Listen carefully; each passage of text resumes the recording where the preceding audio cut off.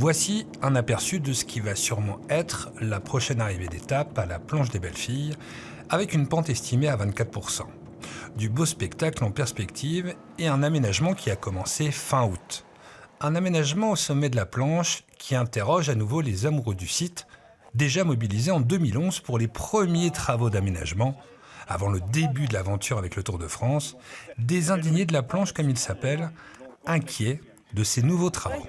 Ça fait plus de 6 ans, on n'a rien vu venir. Au contraire, tout se vend, tout se perd, les magasins disparaissent, ça pose quand même un sacré problème. Et au niveau de la gabegie, quand on voit les tonnes de gravier qui sont en train de monter ici, qu'il y a des produits qui risquent de nous emmener aussi de l'ambroisie, c'est grave. Il n'y a pas d'action de prévue pour le moment, mais les travaux ont du mal à passer, tant le souvenir reste douloureux des premiers coups de pioche il y a 7 ans. Pour donner la planche des Belles-Filles que nous connaissons aujourd'hui. Alors, cette planche est devenue le rendez-vous des cyclistes, cyclotouristes. Le choix de dynamiser en offrant quelque chose d'unique, avant les sommets des Alpes et des Pyrénées, est totalement assumé par le président du conseil départemental de la Haute-Saône.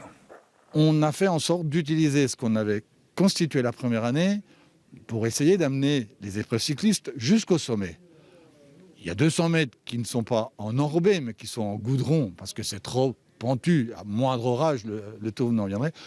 Pour le reste, il n'y aura pas plus de goudron qu'aujourd'hui. Il y aura plus d'1 kilomètre sur du sable de carrière. Même si le tracé du Tour n'est toujours pas officiel, il sera dévoilé fin octobre. Le Tour de France a bel et bien déjà commencé en Haute-Saône. Les Belles-Filles se préparent à aller chercher leurs prétendants en juillet 2019.